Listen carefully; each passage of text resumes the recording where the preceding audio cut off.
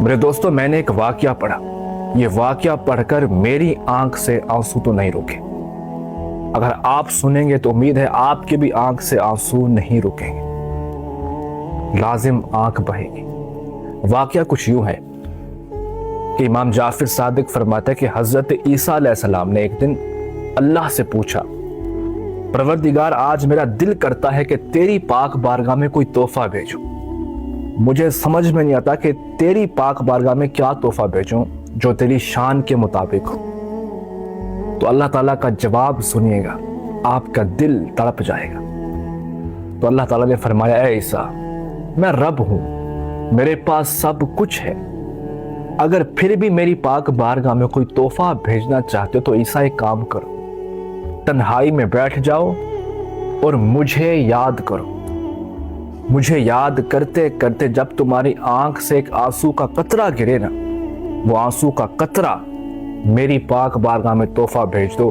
وہ قطرہ مجھے تمام جہانوں سے پیارا ہے. اللہ جو میرے بندے کی آنکھ سے گرتا ہے مجھے یاد کرتے کرتے، وہ آنسو مجھے سب سے زیادہ پیارا ہے. وہ آنسو میری پاک بارگاہ میں تحفہ بھیج دو. اے عیسیٰ، میں انتظار کرتا ہوں میرا بندہ کوئی میری یاد میں روئے، مجھے یاد کرے. مجھے انتظار رہتا ہے.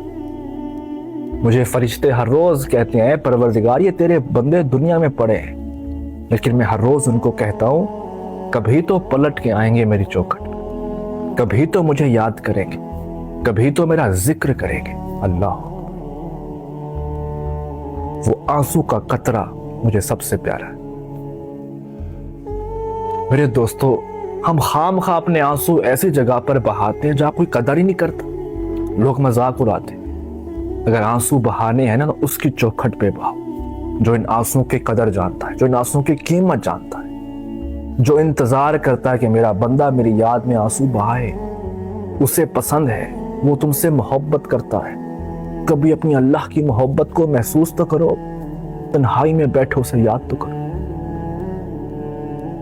اللہ تعالی ہمیں اس کا ذکر کرنے کی توفیق عطا فرمائے. آمین.